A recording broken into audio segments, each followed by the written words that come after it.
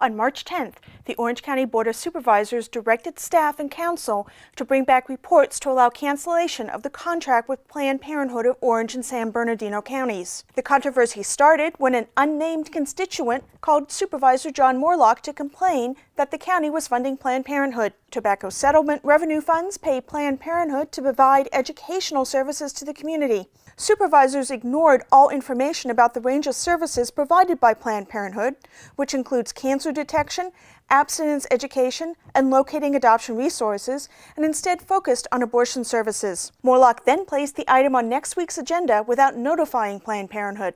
I find it offensive that after signing this contract, they have decided that because Planned Parenthood is one of the clinics that they claim was unidentified, they find that Planned Parenthood cannot present a view of reproductive health care representing both abstinence and representing choice for the woman and responsibility for the man and the woman.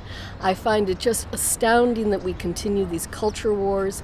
I think it's unfortunate that we can't somehow marry the practicality of teaching reproductive health care to teens and at the same time the morality that everyone seems to embrace that says we have to be responsible for our decisions. Two young children that are in elementary school right now in Laguna Beach, and it's my goal that when they get to high school that they are provided health education services by Planned Parenthood.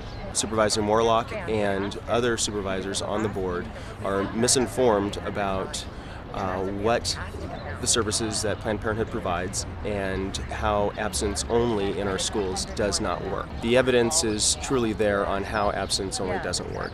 Kids need the full comprehensive health education in our schools. It doesn't encourage them to have sex any sooner. It doesn't do any of that. It protects our kids, and it's very much needed. One of the most dramatic situations I've actually faced is having to work with a 16-year-old who has 6 kids. Never had a sex education class in his life, and he was afraid of having another child. And it wasn't until a social worker actually called me to figure out how can we help this young person. And the first place we started was talking about birth control, whether it was, abstinence obviously didn't work for him, and so we thought maybe using a condom, but he said sometimes he uses condoms, sometimes he doesn't. For him, in his situation, because he received the education, he ended up getting a vasectomy on his choice. Because he knew that he wasn't able to take care of his own children in that situation. We preach about abstinence, but the reality is that these teens are engaging in unprotected sex. We look at the statistics here in Orange County, almost 54,000 teens tested positive for a sexually transmitted infection in 2007. 2006, which is our last statistic that we have, there were almost 3,000 teen pregnancies. Orange County Register just released an article almost 2-3 weeks ago saying that the rates of STDs and pregnancies amongst teens have increased almost by 30%. Education is really needed, yet we always are having to fight the politics with it. Supervisor Norby compared an abortion to a woman deciding to get her hair cut. Supervisor Bates negotiated the 30 days until a final decision with Morlock. Morlock favored cutting off funding immediately. Bates wants an audit of all service providers for the Coalition of Orange County Community Clinics and all other recipients of TSR and Measure H funds to find out if any abortions are being performed in the facilities. Bates also considers referring a client of these healthcare centers to any abortion service provider, paid with county funds or not, to be unacceptable. Bates is concerned that there may be county hospitals which perform partial birth abortions which receive funds from the county. The supervisors want the healthcare agency to find other sources and even create sources for delivering the same type of care while delivering the agenda of the supervisors.